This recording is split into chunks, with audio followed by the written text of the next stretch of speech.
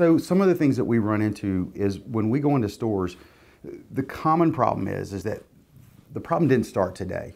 The volume is really the problem. So they'll need 8, 10, 12 people. But the problem is that they needed them yesterday. And so a lot of times dealerships are in a reactionary kind of mode. They need people, they need them yesterday, and it puts them in desperation. And so what we have found is we have a plan for them. And a lot of times we almost have to back them up and say, look, we know you need 10 people today or yesterday, but that's not going to be the answer long term for you. The better plan is let's find some really good candidates. Let's find them, and it may be 1, 2, or 3 this week, but then we'll keep that steady flow of really good candidates and build a pool of people so that later on we're not making reactionary decisions. And that tends to help the dealer sort of calm down a little bit, understand a real plan, because a lot of our competition will come in and get them 10 people and then they're gone. And there's no stick to them. In other words, they'll hire 10 and they may even hire 20 just to get 4 or 5. We don't want that. You know, one of the things that we want to do at Automotive Staffing is we want to make sure we give you a long-term solution to what right now is a short-term problem. But if you don't manage it on a daily or weekly or monthly basis, it becomes a very long-term and consistent problem. So for us, that's what we see a lot, is they don't have a plan, or the dealer it's not a priority until it becomes a problem. And once it becomes a problem, then it becomes a priority. But at that point, it's a reaction. So that's what we see a lot of. So one of the big things that we stress when we're working with dealerships is we really want to find out what meets the culture of the current dealership. They can have all the skills in the world. And we see this a lot in sports, where one player does great on one team and one fails. But then he's put at another camp, or he goes to another team and he just excels. And it's because the personalities match up, the leadership matches up, and things of that nature kind of come together. A lot of times we can have somebody with all the skill sets, but the personalities don't match. So we like to find the culture and the personality of the dealership as much as we can, so that we can match that sort of background and personality with the candidate. And obviously they got to have certain skill sets. They got to have, you know, some sales background. They've got to meet some minimal requirements to go along with that. But more so than that, do they match up with the dealership and the culture that the dealership's trying to create? And do they reflect, in some cases, the mentality of the community and the mentality of the dealership? So we're looking for basic skills, but we're also looking for personality, and we're looking for a combination of things. That's what makes our job interesting and fun, but challenging at times, is we're not just looking for bodies. We're looking for real people that are looking for real careers, that have real backgrounds that will fit that. And that's why we're not just cattle calling, coming for a couple days, getting a bunch of people and leaving town. That's what we look for. We look for talent, personality, and a match for kind of the community. So one of the fun things that we do is, a lot of times when dealerships make transitions with leadership, the leadership wants to find salespeople that they feel like are a fit for not only their dealership, but for the culture that they're trying to create. And we'll go in and as we mentioned, we'll kind of find out what they're looking for and put a plan together. And we've seen a lot of success when we can come in, find out what the dealership's looking for, and then put those people in place. But where we've seen a lot of success, and it's been as recent as a couple weeks ago, we've seen, we hired 13 people at a location in eastern North Carolina. And I called them today, matter of fact, and I asked the general manager, I said, how are things going? How's the group doing? And he said, man, I don't know what you guys did, but every one of them are still here. Out of 13 people, all of them are still here. And he gave examples of how one of the employees had created their own Facebook page, one had created their own website, one was consistently posting on Craigslist and creating their own business. And it's from a recruiter slash business owner even, to see those people that a lot of them had never sold cars before, to come into that environment, embrace it, and then not only embrace it, but excel at it and have almost an immediate impact within 2 weeks. It's really, really cool to see that happen. But it also develops business long term, because then they see, the dealerships see, and we see the results of our fruits of our labor, so to speak. So we've had a lot of success, but it's because we've taken a long-term approach instead of the short-term approach.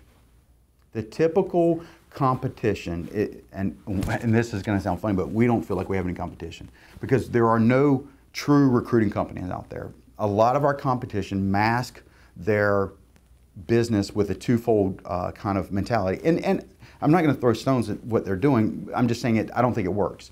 They come in for 2 days and then they train for 3. Well, the problem with that is that they just are cattle calling for 2 days. So for 2 solid days, they're going to recruit. But what if you have a really good candidate that can't make it that first or second day of interviews? What are you going to do then? The guy or the girl could have been a great asset for your company, but because the competition comes in only for 2 days and they come under the pseudo sort of idea or itinerary of being a training company, they lose the good candidates. We're not a training company. We offer training. We can supplement what you're doing if you're busy, and we'll certainly help in every way we can with that. But we're a recruiting company. We focus on finding the right people for the right places, and that's our focus. We're not going to come under the guise of that we're going to come in, we're going to train, and everything's going to be great.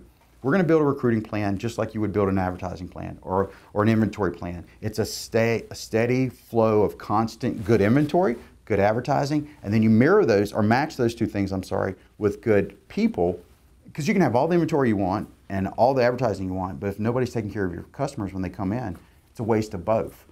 So coming in as an outsider looking in, the competition is a training company, and that's what they say they are. We're a recruiting company. We're different because we do train and we'll help, but that's not our focus. Our focus is finding the right people. So that's one of our biggest assets that we can add to the dealership. The work that goes into recruiting, it seems really almost, the best example I can give is when you go to a restaurant and you order a really nice meal, and within 30 minutes that fantastic 4-star dinner comes out. And you're like, man, this is awesome. And it only took 30 minutes. It took the guy 30 years to be able to create find the ingredients and create this plate and to build this sort of following that he's created for the meals he's creating. So what you just see the end result. There's a lot of work that goes into prior to all of that. And what we have found is that it takes about 10 candidates to apply to find one candidate that you will hire. So in a typical case where you may need 5, 6, 7, 8, 9, 10 people, that number seems really easy, right? You just need 6, 7 people, but it takes 60 to 70 candidates that we've got to go through. We've found through our numbers that only half of those people that we even schedule appointments with are going to show up. And we found out that only half of those are going to qualify for the position. So it takes a lot of work to get to that point. So what we do is we take that burden off the dealer of going through all those applications and all those resumes and sourcing them down and screening them down. And so your only involvement at this point is when they get to the dealership, just like if you're at that restaurant, your only job is to eat the steak. Your only job is to interview the candidate and make a decision, is that candidate the right one for your store? We have found that out of the 10 candidates we'll deliver to your door, you'll hire 7 of them, and 7 of those. And that's traditionally our numbers for the last 5, 6 years. It's been somewhere between 70 and 80%. Our job is not to bring a bunch of people to your door that you're not going to hire. Our job is to bring the right candidates to your door that you will hire. And so your involvement depends on how long you want to interview them. And we like to limit your involvement because we don't want to waste the dealer's time. The more time the dealer's doing what we're supposed to be doing, then why are they paying us? So if we have a plan for you and we're there every other week, we'll schedule the day that you're going to be there. We're going to be there. We'll tell you how long we're going to be there. We're going to shorten that window because the candidates are going to be pre-qualified. We're going to have the resumes ready for you. We're going to have their pay plans explained to them. We're going to have their schedules explained to them. We're going to do the best job we can to explain their benefits that you have. And then we're going to do the very best job we can of making sure they understand the position they're getting ready to apply for. And when they come to you, they fill out their application. They know their pay plan, their benefits, their schedule. They know just about everything that they would normally ask you in an interview. So at that point, they're not asking you questions, you're asking them questions. They're not interviewing you, you're interviewing them. And in most cases, we can go through this process really quickly, within 2 to 3 hours each time we're there. Sure. So service is a little bit different in the regard that it's a higher skilled position, right? And so The difference in sales is not that it's a skilled position, but you don't have to have a toolbox full of tools. You don't have to have a ASE certification, and you don't have to have years and years of school. It helps, right, to be certified in certain areas in sales training, things of that nature, but the door is pretty wide for sales. Where in service, there's a really kind of specific certifications you need, manufacturers that you need to know how to work on, certain engines or transmissions that you're certified for. So those candidates are, well, there are not as many of them. So with that, it takes a little bit longer. We have somebody that's dedicated to reaching those candidates. They were in the service world as well, and they've worked service lanes, they've worked the service department, they've engaged with that world, and we feel like that's what we need, is somebody that knows the world to be able to help you with that. But more importantly, they have the understanding of what that technician needs to look like, or what that service writer needs to look like, and they have an understanding also of what requirements it takes to be a good technician or a good service writer. So where it differs is the process stays the same as far as our screening and that nature, but the length of the process is a little bit longer because the candidate pool is a little bit less. We do a lot of it, and as service departments have gotten busier, or sales departments have gotten busier, service in turn has gotten a lot busier. And so we see a huge need for that entry-level tech. The service writers, the people that are salespeople for the sales department, so to speak, the entry-level guys that can change oil and fix brakes and tires and do PDIs and things of that nature. We've seen a lot of that increase, and we can do that really, really quickly. When you get into the A and B and C, even master level techs, obviously, that just takes a little bit longer. So we'll take it from inception. The first thing we want to do is create an advertisement that is attractive to the candidate. Right? The way I analogize it is, it's like the window dressing of a boutique. The reason you're going to stop at that store is because something's caught your eye, something's attracted to you, or attracted that store to you. And so it may be the new shirt or the new dress, and you're going to walk in. And that's kind of your job posting. You're going to walk in and you're going to look around, and you're going to look at that job description and the responsibilities, and you're going to kind of see if that fits you, just as if you would a dress or a shirt. And as you say, okay, yeah, I like this more and more, you're going to get farther and farther into the process. And so you may even click the apply button. And so you'll click the apply button, and then we'll go through that process. So that's what we call passive recruiting. Then there's active, or and I call it aggressive, where we have a database of candidates that we're the only company that has access to all the major job boards. We post on all the major job boards. Some of our competition have been kicked off the job boards. They're never even allowed back. So there's that amount of candidates that they'll never touch. But we'll access those resumes. We'll put in keyword searches.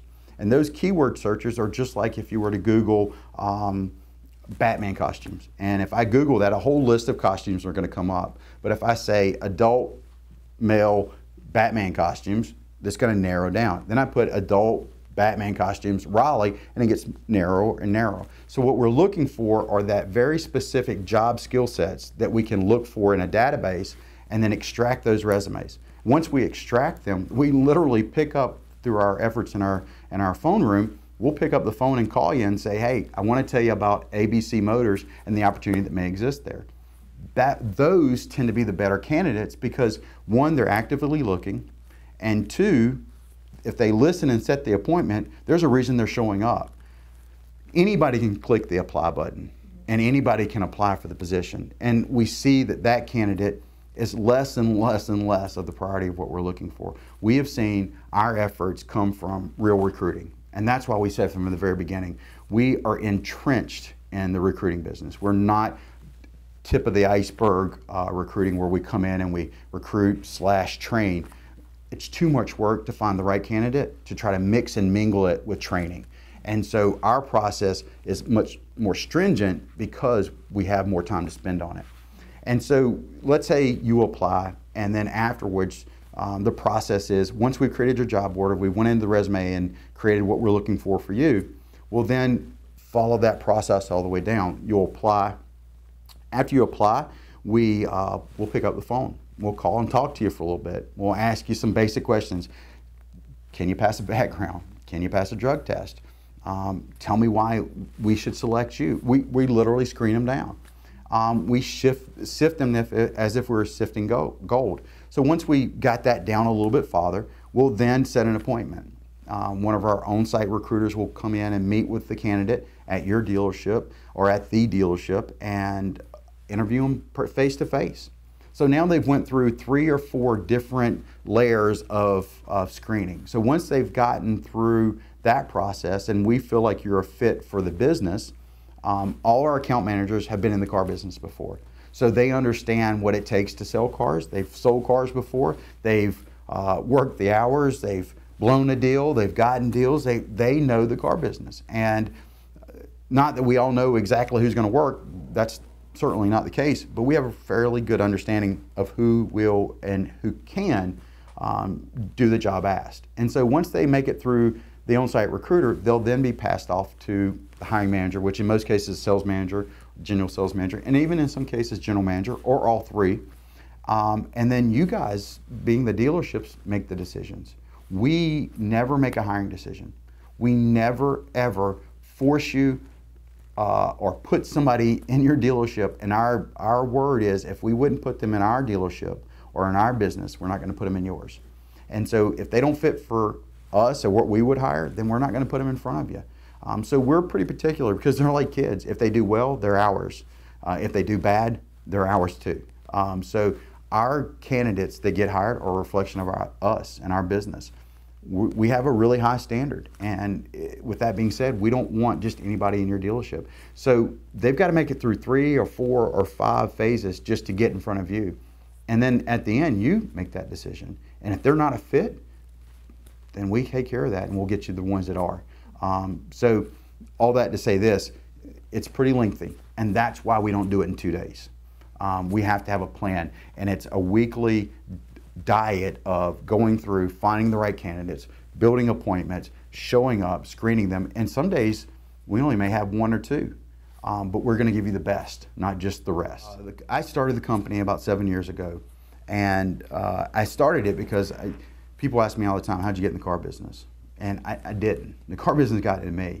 And I sold my first car, and I can remember it today, what it looked like and what it sounded like and what it smelled like. And I remember getting my first commission check. And from that point forward, and just about anybody that's been in the car business has a story like that, right? Mine's not really any different. I just fell in love, and I'm still here today because of the car business.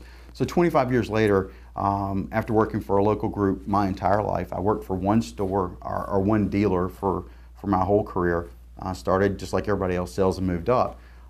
And so what I found is that the people in the car business are like a fraternity, right? They are big in nature but small in relationships. So everybody knows everybody. And so once we started growing, we started really finding and figuring out what we needed. We started getting people that were more like us. And for example, one of the young ladies, Bonnie, that works for us, was one of our clients at one time, actually. She's the Human Resources Director for an automotive group here in Raleigh forever, 15 years. She started as a receptionist. One of our other on-site recruiters used to be an umpire, used to play baseball at Appalachian. He's a natural athlete. He's used to the teamwork mentality.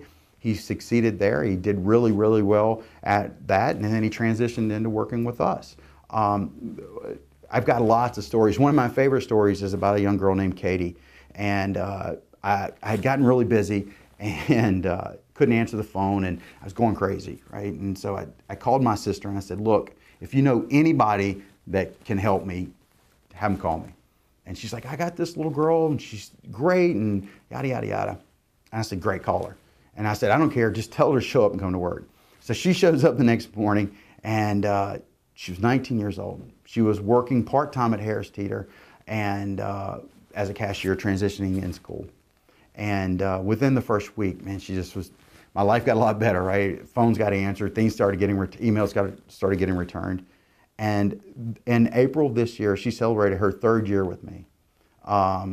She now manages the entire office. She manages all our receivables. She follows up with dealerships. And I told her this just yesterday. I don't know how I ran the business before you. And for me, having baseball players and people that have been in the car business, and even folks like Katie that have started at the grocery stores and worked her way up at 22 years old to run or help run our company, it's really, really a family. And I know a lot of businesses say that a lot. And I've had conversations about where sometimes we are too much like a family, and we have obviously to deal with that. But I don't think I'd have it any other way. Everybody here is engaged, and everybody has a real vested interest in the dealership and the candidate, and then in turn the business that we have. And we feel like that if we take care of the candidates and we take care of our dealerships, they'll take care of us. And that's really what we have seen. We've got folks that are in the car business, and we've got folks that worked at grocery stores, and they're all amazing. So there's a couple reasons. One, we have a lot of times, because of our presence in different markets, they'll actually tell you to call us. And so you're going to come back to us anyway. But let's just say you walk into a store that's not using our services, and you apply. A lot of times, the sales managers are going to be too busy to interview you right then. And not that this happens all the time, but it does, where we get busy, forget about things. And you think at that point that, man, they didn't want to hire me. That's not the case. A lot of times it's just being in the right place at the right time. And it's not always what you know, right? We've heard that. It's who you know. And you walk in, you don't know the dealer, you don't know the sales manager. He's super busy. So two things are wrong. You don't know anybody, and the timing's poor. With us, we've already set all that up. You come in, we help you facilitate the process. If your resume's, let's say, not what it needs to be, we help you enhance that in the right way. Not that we're ever going to tell a story or lie about anything, but we're going to make sure it sounds the right way. It's going to sound what it should. A lot of times we see military guys that come in and they've got a lot of things and amazing things they've done, but it's military language within their resume. And so we try to make that real world. And so we'll help you with your resume. We'll build that to the point to where it's digestible and readable. And then we'll walk you right into the person we know, that we have a relationship. We call it the hookup, right? Everybody wants to know somebody that can help them with something. And we're having some work done in our home. And the guy that's doing the work was a friend of my brother-in-law's. I trusted him. He came in, he's done the work, and it's amazing. And that's the way the dealers feel about us. They trust us. They know that what we've done over the 5 or 6 years we've had a relationship with them, that we've done right. It's been an amazing experience for this part, or up to this point, I'm sorry. And so we can walk you, being the candidate, right into the person we've got the relationship with at the right time with the right person. So doesn't mean you won't get hired without us. The chances are that you'll get hired faster, and probably in most cases you won't get hired without us if you're not there at the right time. Doesn't mean you can't, just means it'll take longer. One of the things that we have found is that the car business is somewhat like a carousel, right? You see a guy one day at one place, and then 3 months, 6 months, in some cases longer than that, but down the road you'll see him somewhere else. And we, after being in the car business for 25 years, have built a lot of relationships with some of the executive levels. Obviously, because of our business, they're the decision makers. And so with that, we've found that we have a lot of guys that are transitioning, not for bad reasons, but maybe moving to a different area, or their situation's changed at home, and they need to make a change. And so we've got a whole database of executive level people that are looking for, and quite honestly, particularly since we're in North Carolina, people love the South. You know, the temperature's a little bit better, and particularly with the weather we've had this winter, people are looking to move into this area. And we really have a very strong presence in the Southeast. We've grown a bunch, and we're in the West, and we're moving north, obviously. But we have a really strong pool of candidates that are looking to move down this way. And so the executive level stuff is really interesting because it's a different group. We're not necessarily finding a dealership that will hire them. We're finding a dealership that, in this case, is a fit for them. It's almost a role reversal. Really great guys, very talented people that are just looking for a different location. So the reason we've had some success with that is because of the relationships we built over the years. So let me tell you this story to answer that question. Recruiting for me at the time when it was me was difficult. I was getting on a plane on Sundays, flying out and being gone 5 or 6 days, and then flying home, changing bags, and getting on a plane and going somewhere else. And it was really kind of one-dimensional. We couldn't reach a lot of people, obviously, with just being me. And so we started to grow, and I hired some other folks, but I was still traveling a bunch. And I remember it like it was yesterday. My wife and I were on our way to the beach, and I had just gotten home on a Friday afternoon. Flight was delayed, of course, and it'd been a long week. And I said, is there a way, thinking to myself, right, is there a way that I could reach candidates that were somewhere else other than where I was, and then screen them, find them, then screen them, and then make sure they were fit from a personality standpoint and from a lot of other standpoints? How could I reach them without being there? And so we did a lot of research, and we started thinking about how do we recruit outside the box? And we came across an idea of digital interviewing. And it's a lot like the old school TiVo, right? So you have your favorite show on TV, but you're at a football game, or you're with your kids, or you're at dinner, or you're in a meeting, but man, you love that show and you really want to watch it, but you can't. So how did you do it? Well, you hit the button, it recorded your show. You came home, you got done with what you were doing, you could watch your show, skip through the bad parts, get to the good parts, and enjoy that show that you might have missed. So for us, it's a way to reach candidates that we might have missed or can't get to from a physical standpoint. We can now send the candidate an email, and they'll open the email, and there will be some customized questions based on what the dealership wants. And we'll go through some basic, what we call knockdown questions, make sure that they can pass the drug test and things of that nature. Then we'll ask them some other questions. They're all certified to not get you in trouble, right? So we've asked the right questions, and we'll get the right responses, hopefully. Once we get that, it comes back to our recruiters.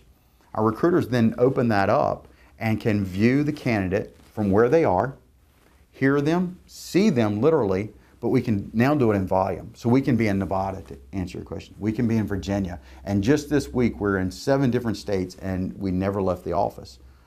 We were able to reach across the country and touch candidates in different time zones, different areas, and ask them almost all the exact same questions. We then watch the videos. If they're a fit, we'll set up an appointment for the dealership to see them. Once the dealership sees them, we'll call you and follow up with you. Make sure you liked them. If they did, then we'll help you with the process after that. If you didn't, we'll get some feedback and we'll get the next one right for you. So it's taking the idea of Skype almost, right, or TiVo, and elevating it and putting it in the recruiting world so that now we can recruit people that are employed, different time zones. They may get home at night, and we can now send them the email, they'll open it up and interview at home. They have to have a camera, a forward-facing camera, on their phone, their laptop, or their desktop, or a tablet. It's Android and Apple friendly, so they can do it from their phone. We've had candidates go through the screening process in the parking lot of their current employer. Now, I'm not telling people to go quit their job. I'm just telling that we can reach a different type of candidate, a different level of candidate at different times across the country. So it's really added, and that's where we've seen our largest jump in growth, is that now we're not bound by geography or time zones. We can be, if you called me today and said, Billy, I need salespeople, we could be in your store literally tomorrow with ads and recruiting going on instantly. So time, which we all know is a factor, most of the time the guys need them yesterday, and so we can start, if you called me in the morning at 10 o'clock, we could be recruiting by 12 o'clock at your store, and screening candidates usually about 5 or 6 o'clock that night. So it's just revolutionized our business.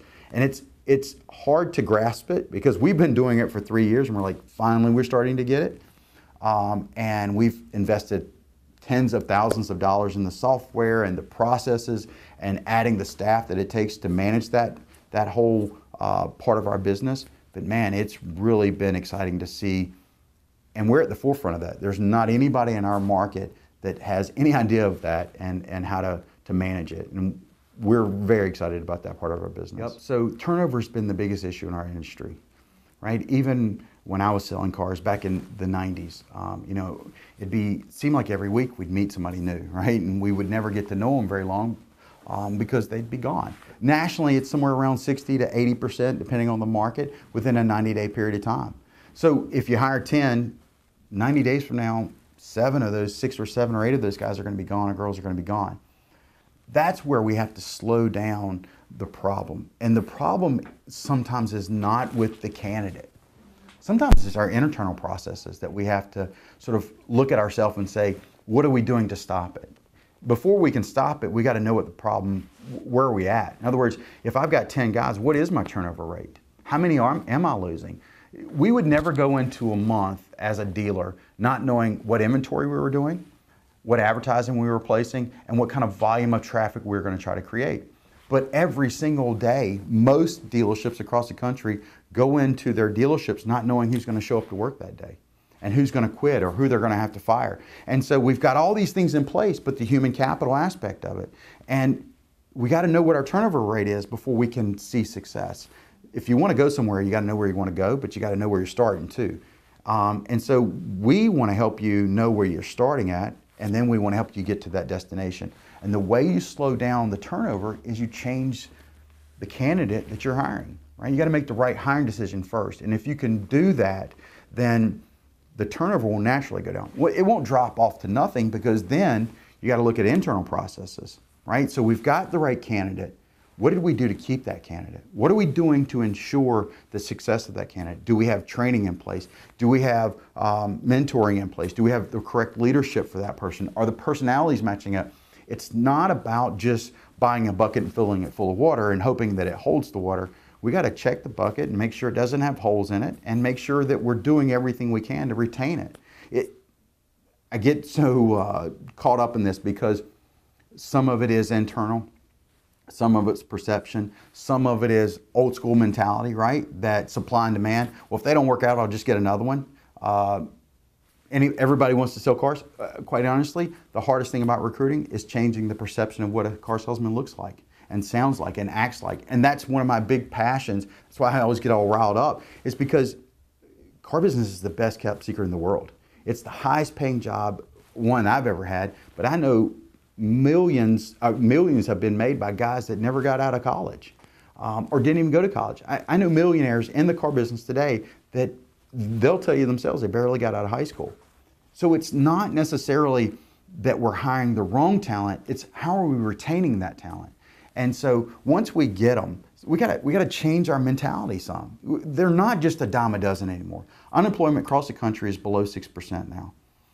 The days of people just walking in and begging us to sell cars are over.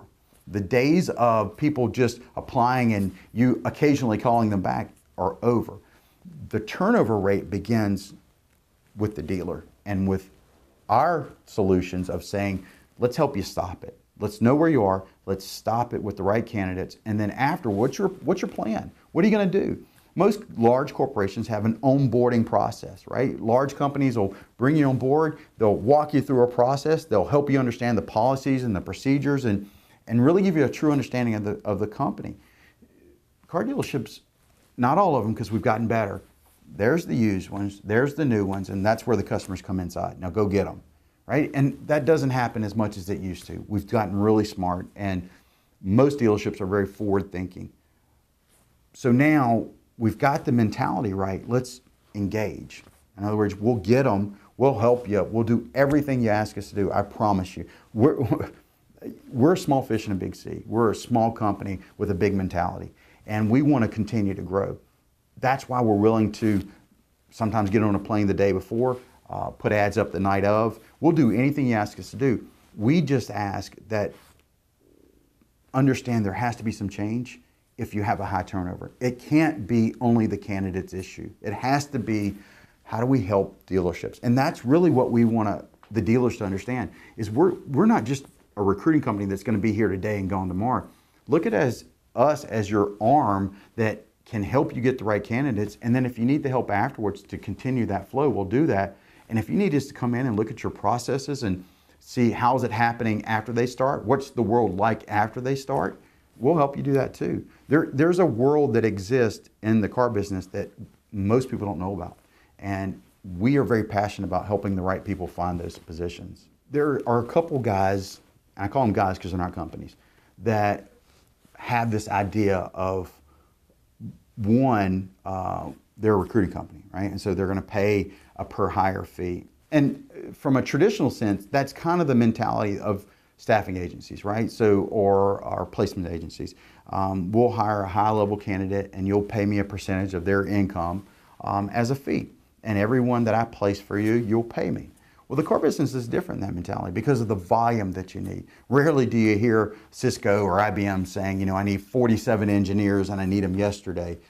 You know, it's a higher skilled position, so you're not going to get them yesterday. They probably need 47, but they're not going to pay you per hire. So what we've developed, and it's been a big transition for a lot of these guys, is telling them why we're different, and then our pricing's even different, right? So the old school guys used to even charge the candidates. So a candidate walks in and they say, yeah, we're hiring for ABC Motors, but we're going to be doing some training over the next 3 days. Oh yeah, by the way, when you get here on Wednesday, you have to pay for your training. And they go under the idea that, you know, they're going to charge the candidate and then they're gone. So they hire 10 people, all of them pay them $400 or $500. By the way, you're a candidate, you show up Wednesday morning, you got to have cash, cashier's check, or money order. You got to pay before they finish the training. And then if you don't get a job, the trainer is gone and you never hear from them again. Matter of fact, they're not even employees. They're 1099 contracted, and I know this sounds terrible, but gypsies. They fly in one day and they're gone the next. And the problem with that is one, they're charging the wrong people for the services. Two, the dealership is eventually and ultimately held liable. You can look in every one of these ripoffreport.coms, or you can go on these websites and hear where dealerships have done this and contracted these companies to do it. And the business that did it, being the recruiting company, loose use of the word, that completed the work, are usually never named. It's the big dealerships that are named. There's a good example of a dealership in Florida at a Lexus dealership. Young lady comes in, she applies for the position. She pays $649 for 3 days worth of training. She borrows the money from her church. This is not an exaggeration, so you can look it up. The girl borrows the money from the church to get the job. The guy has sold her a dream, right? She applies on Friday. It's Wednesday, Thursday. She goes through the training, right? Friday, she goes to interview. She doesn't get hired. The trainer's gone. Keeps her $649. Her pastor, who she borrowed the money from, happened to be a friend of the local news anchor. News anchor gets wind of it and interviews the dealership, not the trainer, right? Supposed trainer. And next thing you know, there's a big story, unfortunately, for both parties involved, of the candidate that paid the money, the dealership that gets the bad publicity, and now it's all over the news. It's all over the world, basically, and this poor girl is stuck out of $649. Now, the dealer did the right thing. He reimbursed their money, and they obviously never used that company again. But those stories are by the hundreds by our competition. And it's unfortunate because they've charged the candidate, not the dealer, for their services. And in my heart, they've done that because they don't believe in their services. And in my mind, if you can't charge the end user, then you don't have value in what you do, right? And so what we have developed is we want you to hire as many as you need. And we don't charge a per hire. We charge an unlimited package for our services. We're providing a service. And the end result of our services are tangible products, being good candidates and ultimately, hopefully, good salespeople. But we don't want to charge you per hire because we're not charging for bodies, we're charging for a service. And in our mind, we're going to provide a service for 60 to 90 days. We're not going to come in for 2 days. And if you'll look at every ad across the country that does what we do similar, every one of them say they're Monday and Tuesday, they're Wednesday and Thursday, and they're gone. We recruit every single day for your dealership. You have an account manager, you have an inside recruiter, you have a person that's held accountable for your account. That every single day that they get candidates for you, they're screening them, they're sourcing them, making sure they're ready for you, and delivering to your doorsteps for 30, 60, and 90 days. 30 days is to stop the bleeding. We're going to get you the people that you need. The 60 days are to see who's dropped out and what happened from the 30-day group. The 60-day mark is where we kind of flatline things sort of settle out. And then on the 90th day, we start building you a talent pool so that you're not in a reaction mode. You're, okay, I've got 3 or 4 guys that are girls that I could hire. I've got to make some changes internally. You've got a pool of people you can pull from. Every Major League Baseball team and every Major League Football team has a bench. 11 guys play, 53 are on the team. You have a backup. You have a plan that exists that if Peyton Manning goes out, you got a guy that can come in. He may not be as good as Peyton, or he may not be good as the A player, but you've got a person that can come in that you think can fill that void. No professional team goes out there thinking that this is all they'll ever need, and nobody will ever quit, or nobody will ever leave, or nobody will ever get hurt, in the example of sports. So they plan for the future. We can't seem to grasp that idea for the car business. We got to build a bench. And that's what Day 90 does for you. We build a bench of talent that allows you to make some decisions that are not based on the market or your situation. They're based on the talent that you have available to you. I'm going to try to sum it up and tell you why I'm so passionate about what we do. I've seen people get hired and it changes their life. I'll tell you a story. I was in Southwest Louisiana, which is ironically where I'm going to be next week, but I was in Southwest Louisiana. And we went through a training program and recruiting, and I remember vividly, like it was yesterday, calling this guy, and it almost makes me emotional now thinking about it. It's 5 years ago.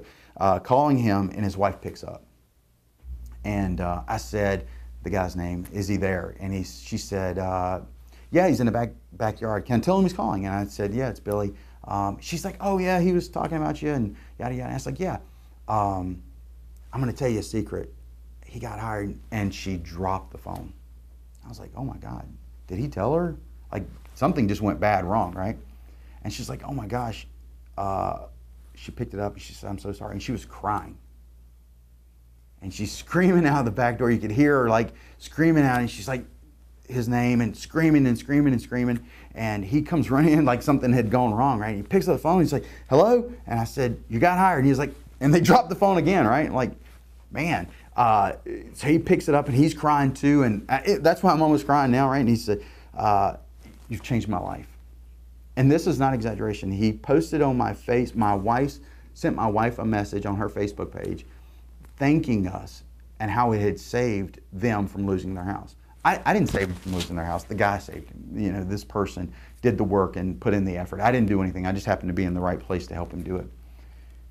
The reason why you should hire a company is because we care. You know, we like stories like that. We love to hear people's success. And it doesn't come overnight. It's not, we're going to be there for 2 days and this is going to happen. There's no magic fairy dust we're going to sprinkle on your problem. We're going to be on your problem because it exists. And so we're not just going to come in for a couple days and throw some dust on it and be gone and put your dealership in the paper for the wrong reasons. We truly care about people, and we care about the car business. I tell people all the time, the car business is like my baby sister. Not everybody gets to date my baby sister, right? I'm pretty protective. You come in, you got to get through me. And that's kind of the way we look at it. The car business is very special to me. And if you're not the right person for it, you don't get to hang out with my sister, and you don't get to get in the car business. And I know that sounds almost trite and silly, but we're extremely protective, because if the car business goes away, my business goes away. And if my business goes away, it affects my family. And so every candidate and every dealership we meet, I remind myself of the story of the young man that saved his house from getting the car business. But that guy saves me from having to lose my house and change my life because of it. So the car business is extremely important to me. It is the world in which I grew up in, and it's the world in which I live, and it's the world in which I want to protect.